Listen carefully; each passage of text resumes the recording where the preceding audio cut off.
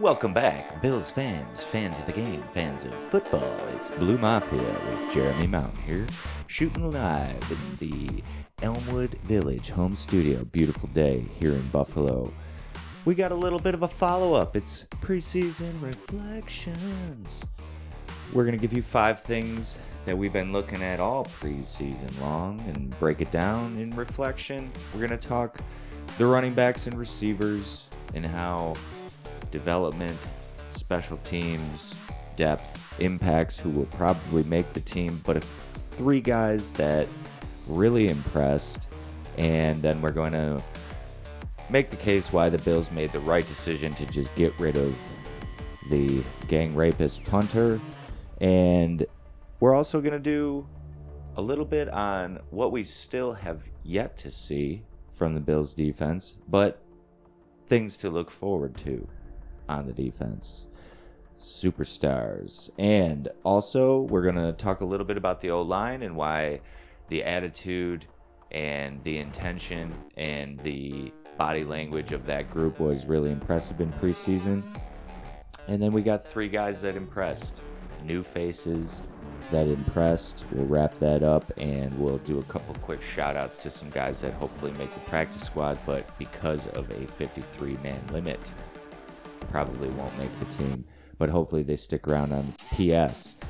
And in the part 2, as you know, we do around town in part 1 here on Blue Mafia. Part 2, we go around the NFL.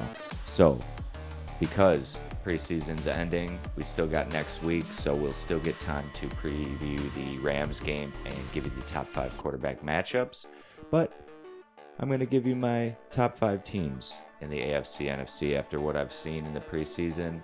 Haven't seen everything, but we have a pretty good idea of the culture, the values, the good things about the top 5 teams that we're forecasting around the NFL. AFC, NFC top 5. I'll give you my picks. Stick around. It's Blue Mafia.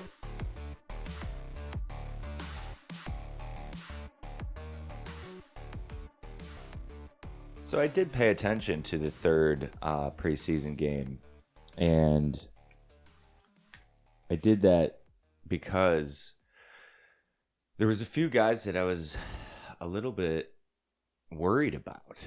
You know, I was talking to a couple buddies, and I was starting to wonder who's this Bills front office. Who is it that is going to be a check cut? You know, we've watched a lot of preseason bad teams here in Buffalo, and you sort of wonder who is it that's going to not make this team, because everybody was a little bit impressive. Every position group was a little bit impressive. But obviously 2 big groups with a new offensive coordinator at the helm, running backs and wide receivers. Now, the running backs room is pretty solid. And, you know, every year Bills fans fall in love with a couple of guys that show out in preseason. But the running backs room with Singletary, Moss, and newcomer James Cook, that's strong. James Cook, however, watching him in the most recent preseason game, maybe he'll be able to kick it up a couple levels of intensity, but it did sort of dawn on me that he runs a little bit upright, and it's going to take about 1 or 2 big hits for him to realize how to protect himself. I just hope that he learns the easy way and not the hard way. But he is special, and he is going to be an explosive player. Hopefully he continues to battle when times get tough and when it gets cold here in Buffalo. We have a lot of cold weather games on the schedule late in the year. So depth is going to be a challenge. And that's why those 3 running backs are great, but rarely do you see an NFL team keep 5 true running backs. And we have some decisions to make because Duke Johnson, falling in love with another Duke, truly impressed me in this last game. And all all preseason. And when we picked him up, I had high hopes for him, but I thought that his duty and his fight and his grit showed all preseason. His hunger, he wants to be a part of this organization, and that showed. And shout out him not wearing gloves in the third preseason game gives me reason enough to keep him around. But you have to think that his special teams ability helps his case, because Blackshear stole the heart of Bills Mafia with incredible toughness and running and hunger. And I would love to see both of those guys make this team, Blackshear and Duke. But one of them probably won't make the final 53, I would think. But I'm hoping that perhaps they do keep 5. We might not need 4 tight ends, because Knox, Howard, Sweeney could be enough. You still have the fullback. So who knows? They've been talking about using the fullback more as a tight end, but wanted to make sure that he's comfortable. But do both those guys stick around in Buffalo, Blackshear and Duke? Because you have to think one of the running backs is going to get hurt, if not 2 of the running backs. So then do you have Blackshear there as a young, hungry back? I like him. Either way, they both fit the new style and the, vintage Buffalo Bill running back, because Duke does remind me a little bit of Freddie. I have to think, though, that Isaiah Hodgins proved that he's worth a roster spot. And despite Kumaro being a fan favorite and having great Teen Wolf hair and beard, I think Kumaro may have earned himself a spot on the practice squad by just not doing as much as Isaiah Hodgins. And Hodgins was a guy that I looked forward to seeing alongside Gabe Davis in the developmental process, but we just haven't seen a lot of him because of injury.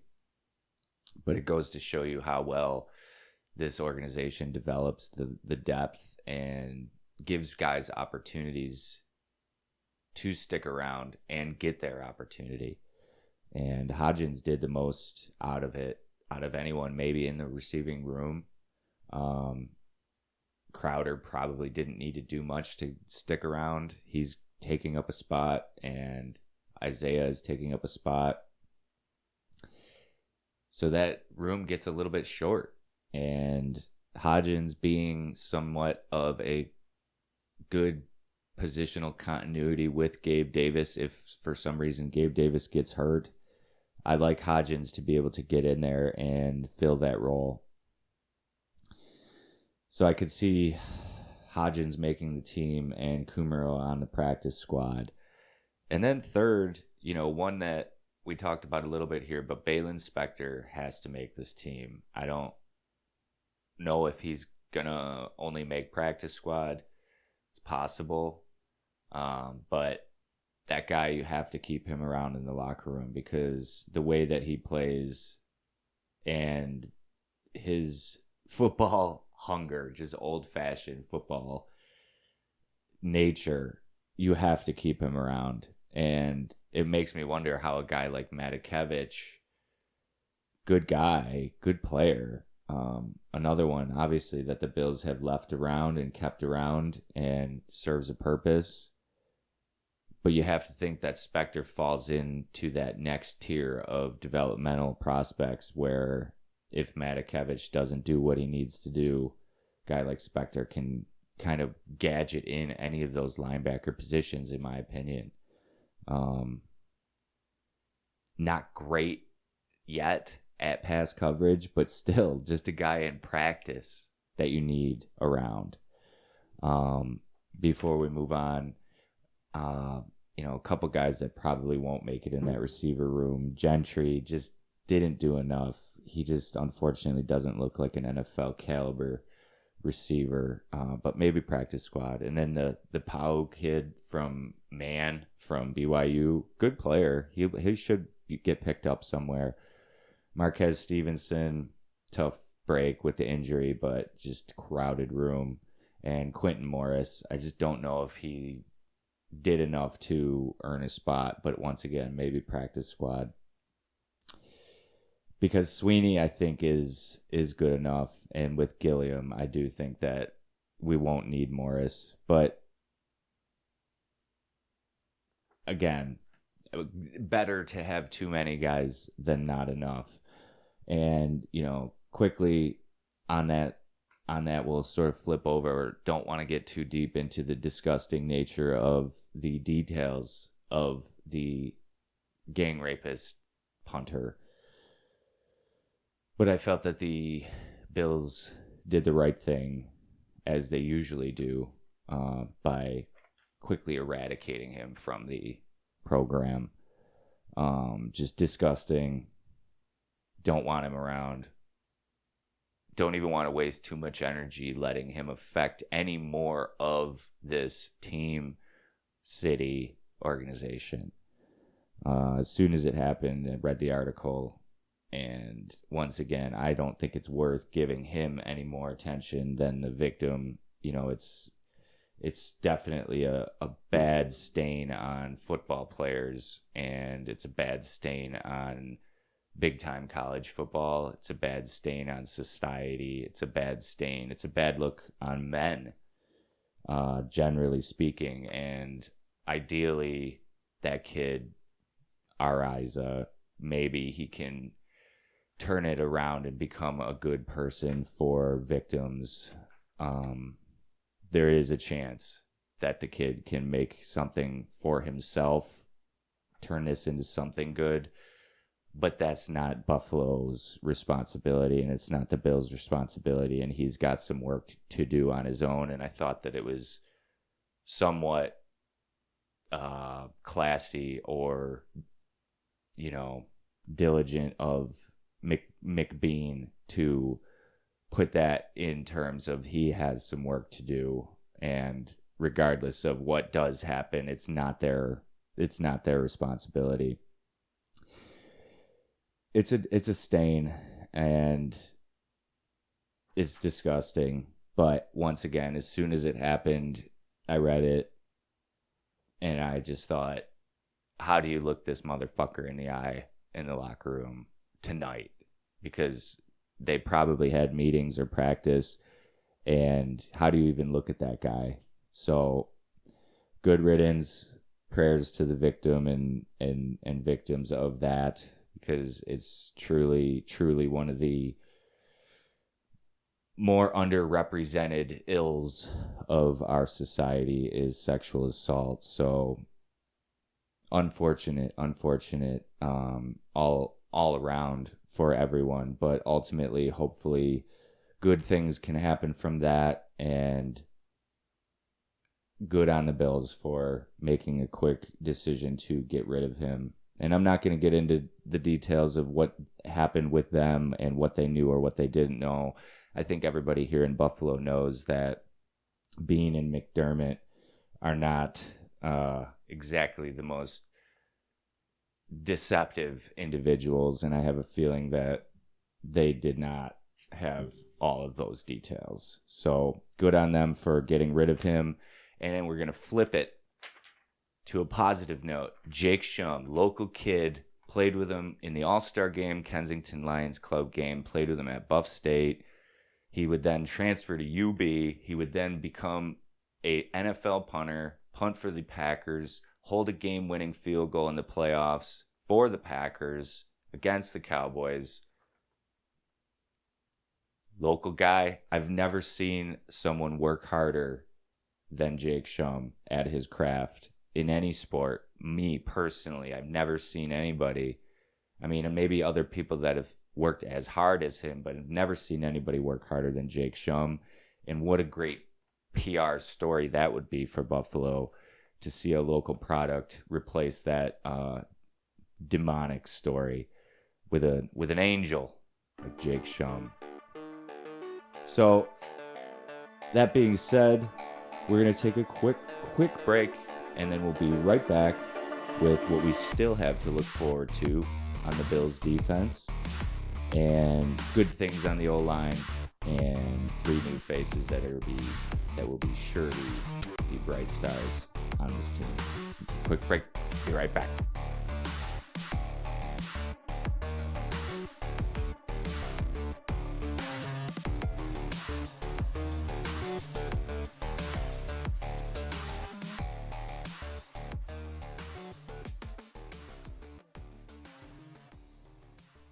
It feels like this season has been going on for months already, with how much the city has always been invested, how much drama in the last few days. We have still yet to see how great this Buffalo Bills team is and will be. Von Miller, Micah Hyde, Jordan Poyer, Greg Rousseau, Ed Oliver. Those guys haven't really played too much, and there are still question marks. There are still question marks about how good this defense is going to be, how good this team is going to be, how good can they be. We have Leslie Frazier back. We did not lose Brian Dable on the defensive side, so this defense should still be incredible, even deeper on the defensive line. Any questions about the defensive line depth, linebacker depth, or safety corner depth have been once again answered by King Brandon Beane. And despite the fact that we haven't seen Hyde and Poyer,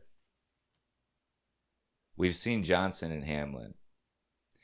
And Hamlin grew over the course of this preseason to me. I watched him grow a little bit. He became more aggressive. He became more comfortable with more reps. And we heard that. We heard that the safeties would get more reps and how impactful that would be. Sort of interesting. Teron Johnson, Saran Neal, both of those guys did not really play too much. Does that mean that they are sort of already crowned as upper tier level players, similar to Hyde, Poyer, and some of these other guys? That means the Bills really like what they see with those guys, which is good, because we haven't seen a lot. And I'm sure some people went out to some practices and saw some camp practice, but that's not regular season football. I'm excited to watch the defense. As much as I do love quarterbacking and throwing the pill around the field, I'm really looking forward to seeing this defense, especially after seeing some of the new guys like Spector. But Spector probably won't play that much. But in the final section here, we'll get to, the three guys that will probably play quite a bit that I'm excited to see the impact they have on the locker room. But we have yet to see how good this defense is going to be. And I feel even better about the defense having seen Johnson and Hamlin and what they've been able to do and the continuity. I think one big thing that the Bills have been able to prove is what depth comes from continuity, positional continuity. What do you want out of that position? Because if you're getting it, you can get it out of that position, that starting position. But what happens when that guy goes down? Do you have someone that's going to fill in that position and play it and work that position in the bigger system, the bigger mothership of the program? Are they going to hold that position the way that the guy that went down held that position? And we've heard next man up for years. But I think that this new movement and sort of what Alabama and some of the college powerhouses have been able to do is have what they need out of that position on a system level and fill that guy with multiple guys behind that guy that are going to do it the way that same guy can do it. And Hamlin and Johnson proved that they have learned in this developmental mothership system that there's a way to play the position in the system. And it doesn't matter if you're a blue chipper. If you can play it the way we play it, you can play it for us. And that's just really cool. I think that's really cool. And to sort of transition the O-line, you didn't hear me say a lot of names because to me, names don't matter with an O-line. You can have names on an O-line, but what really matters to me with an offensive line is the attitude, the confidence, the continuity, and the intensity, along with identity. all those things sort of create identity with an offensive line, and you can have big names, you can pay big names, but what happens like when we see the guy like the Cowboys defend or left tackle, he immediately, you lose one of those big names and your underpaid rest of your line is then shitty. And then those guys feel shitty. Well, Aaron Kromer has got this offensive line with an identity that is confident. They certainly have the right look, the right feel. The attitude seems confident. The attitude seems boastful. The attitude seems to follow the swagger of the quarterback. And to see Cody Ford leave this team, it means that this staff is confident in the attitude of this offensive line. And I thought that everything, when it really mattered with the top, 8 to 10 offensive linemen in the preseason, I thought the run game looked really good. It was interesting. We're going to be continuing to watch how Dorsey manipulates this offense, but to hear everyone saying how crazy Ken Dorsey is makes me think that this run game is actually going to have some balls behind it this year, and that's exciting to me.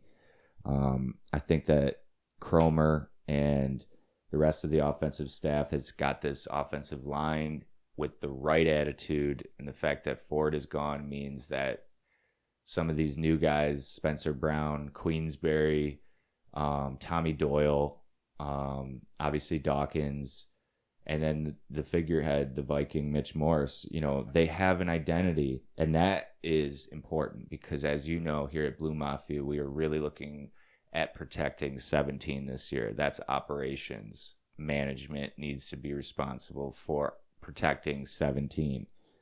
We don't have a fun guy to go in and protect him that way. Case Keenum, don't really want to have him play, but he can go in and slow a game down, which is an interesting factor.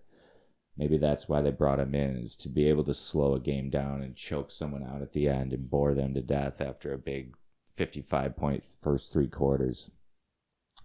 So lastly, fifth thing here, and then we'll kick it over to the AFC, NFC top 5 Blue Mafia preseason pick. 3 guys that truly impressed me. Truly made me excited to watch their ascent and development in the Bills program. You've heard me talk about him, Khalil Shakir.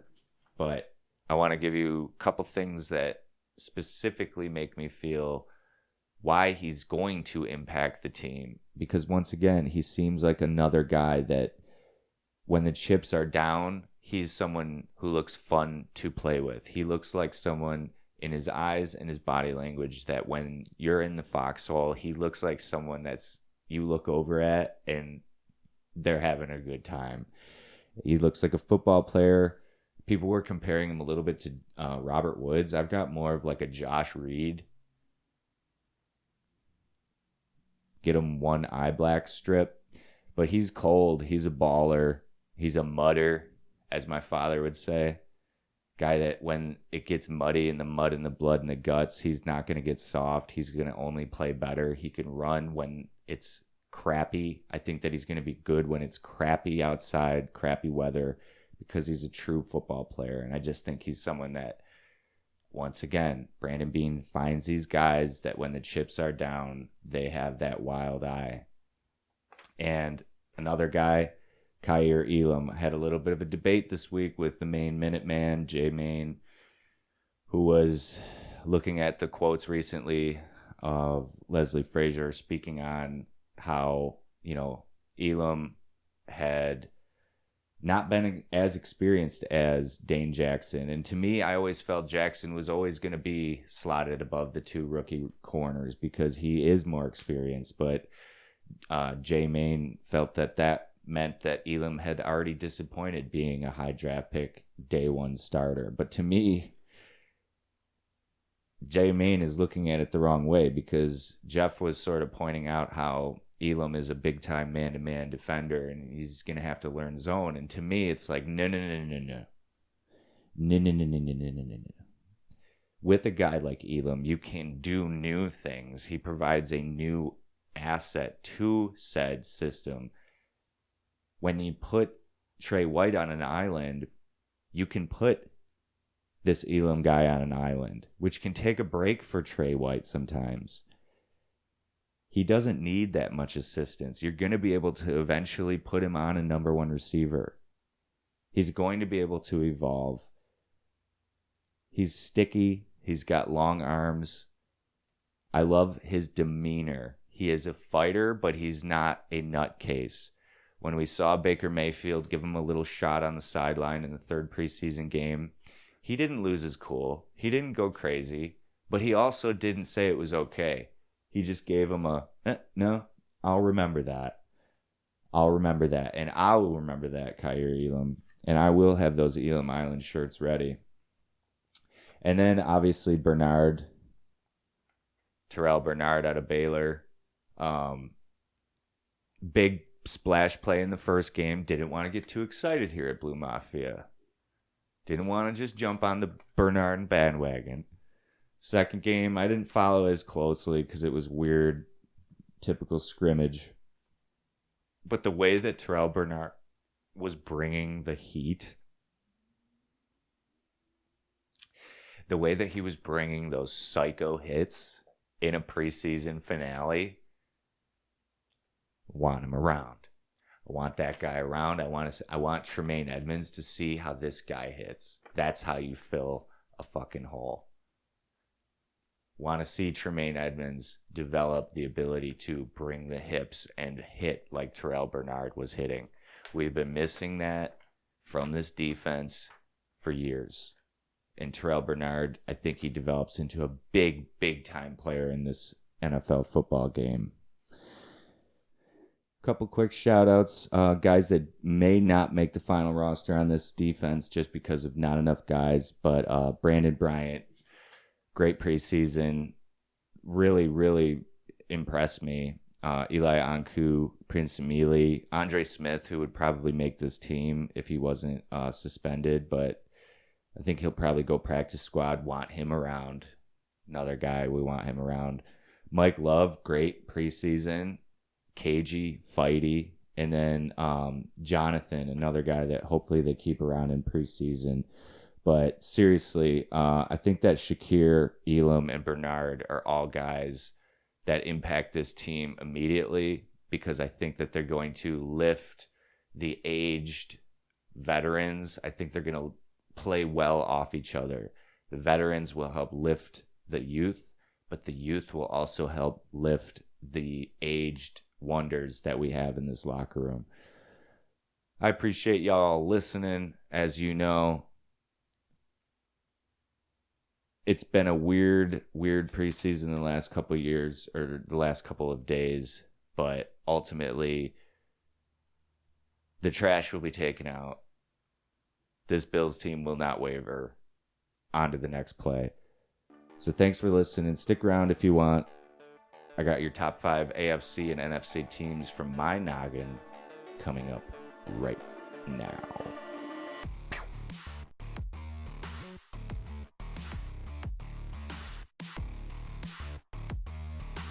All right, we're going hurry up here for part 2.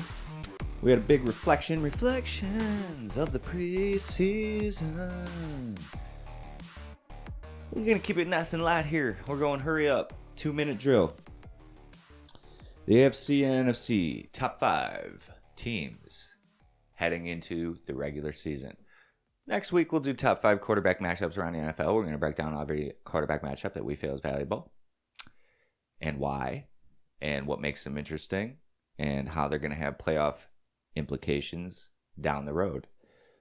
But as we have around 10 or 11 days left before the NFL kicks off, got a fancy draft at Phil's house. Shout out Olive Garden League on Tuesday. But, we got some time here left, so we'll do another show next week. We'll get it out at least by Saturday afternoon, always. And Hopefully we might get them out a little bit earlier, but I'll also be doing some blogging. We'll get back into the writing, so I'll have some articles. We'll probably do some preview articles, and we'll at least have one episode a week between probably Thursday and Saturday afternoon for your preview and what to keep your eyes peeled on the field for. So we'll do the NFC first.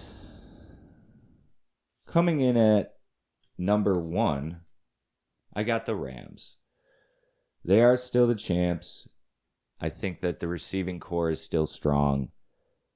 Allen Robinson is going to have a lot of catches. And as long as Stafford is playing, the Rams are going to be one of the top probably 3 teams in the NFL.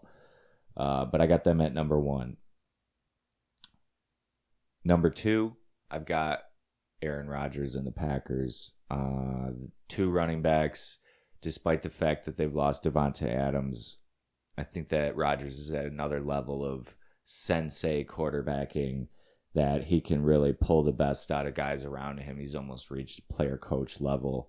You hear the way people talk about him. I don't need to tell you about Aaron Rodgers, but I do think with the 2 running backs, LaFleur called them 1A and 1A.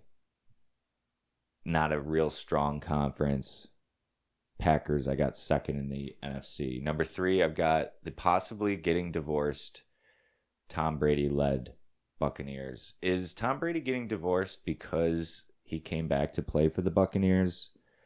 He's in too deep now to turn back, so he's going to fight for everything, and he's got a new terrible hairstyle.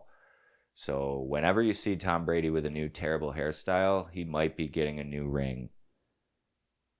Number 4, I've got the 49ers, and not because of Trey Lance. I think that Trey Lance will have a similar year to like Justin Fields, but the difference is Trey Lance plays for the 49ers, and that franchise under Shanny is special, and they have enough around Lance to succeed. And if it's a total meltdown, well, guess what? Shanahan knows. It's like, all right, there you go. Now go sit down and get the old timer back in. Because Shanahan likes playing with a boring quarterback. He doesn't like playing with a hot shot. He likes playing old-fashioned football. And that's why I think the 49ers are still the 4th best team. And then number 5, I've got a tie, because I had to sort of include an NFC East team, but I got the Panthers. Surprise. I did like what I saw out of Baker Mayfield, even though it was preseason versus the Bills yesterday. Baker has a specific style, and if people buy into it, he's got something figured out up here. He knows how to win football games, and that's why I've got him as the 5th best team. Now Darnold being hurt, it's fully Baker's show. There's no questions. I'm looking forward to watching the Panthers as a sort of dark horse, dirty team to watch. And once again, the NFC is not the strongest, not the deepest. But also the Cowboys. I still think they're pretty good. They lost their big bad lineman, but I still think that Dak and their core is always going to be impressive. It's almost like they hurt themselves more than anybody else hurts them. But we'll put them up there. And then couple special ones that I think could shine, but with injuries and weirdness could falter and go like 500, 9-8. And that's Vikings, Eagles, Cardinals. Kirk Cousins, they might do some special things this year. They got, I can't remember who it is, but O'Connell, I can't remember his name, but a dude from the Rams that helped get Cooper Kupp all those touches is now in Minnesota and should help that offense. They have always been good under a dome, and people want to talk about how Kirk Cousins doesn't do well when it matters, but he doesn't do well in weather. Think about it. And then another guy that won't do well in weather is Little Hands Kyler. He's going to do fine when he's in a big Madden living room. But as soon as he takes a couple hits, gets his body tossed around and gets some mud in his visor, that's when Kyler starts deciding to play baseball again. And then Philly, they're just so hot and cold. I think that depending on Jalen Hurts' evolution, if he can put some more cards in his deck strategically and intellectually as far as football IQ, I think that the Eagles, you heard me last week, I think they can be a really, really big surprise this year. But until I see it, I can't put them in the top 5. So we'll do this, a couple times throughout the year. I'll give you a couple updates on my top 5. Everyone loves top 5. AFC, quickly, 2-minute drill. Bills, number 1. I can't seem to find the hole for Buffalo, which is why the gang rapist Punter story is so like a shot in the gut, was because the team did such an incredible job of filling any possible negative, once again, being filled the holes, and made this team stacked. Depth, continuity, culture, quarterback. The Bills are the best team on paper in the AFC. Second, I have the Chiefs. People not high on the Chiefs. It's still the Chiefs. It's still Andy Reid. It's still Patty. Get over it. Juju Smith-Schuster and Sky Moore alone will pick up, if not improve, on the performance of Tyreek Hill. And then you have Jody Fortson, shout-out sleeper. Kelsey doesn't get hurt a lot, but they're clearly going to try to protect Kelsey a little bit, and Jody Fortson seems like a nice guy to have in fantasy, late sleeper. But the Chiefs are still going to be good, and they have a great O-line. Number 3, I have the Chargers. Brandon Staley, Justin Herbert. My dad's always been super high on Justin Herbert. The only thing I've got against Justin Herbert is his persona. He has definitely come out of his shell since being in college, but I don't know if he's got the killer instinct, the wild eye that Josh Allen, Patrick Mahomes, Drew Brees, Aaron Rodgers, all the greats, Brady, Manning, all the greats have a tier of psychosis that is required to be fearless. And I don't know if Herbert's got it or not. Guy that does have it, definitely, Joe Burrow. The ability to be cool, but also be crazy. They're on my number 4. Bengals. They made the Super Bowl last year. They have a tough conference, one of the tougher conferences, because my 5th best I've tied between the Ravens and the Steelers. All 3 of those teams, the Bengals, the Ravens, and the Steelers, are going to be really tough, but they're going to cancel each other out in the way that they play each other. They're going to knock each other out in a way, physically and literally. But Denver, got to have them up there. I just don't know if I see the weaponry on offense yet. Who knows? They could have a nice play action system and get a real rhythm with Wilson, but still, until I see it, I just don't know if I've got it all there in Denver yet. And then Oakland, they're going to be good. Josh McDaniels, they're going to be good, but once again, how good?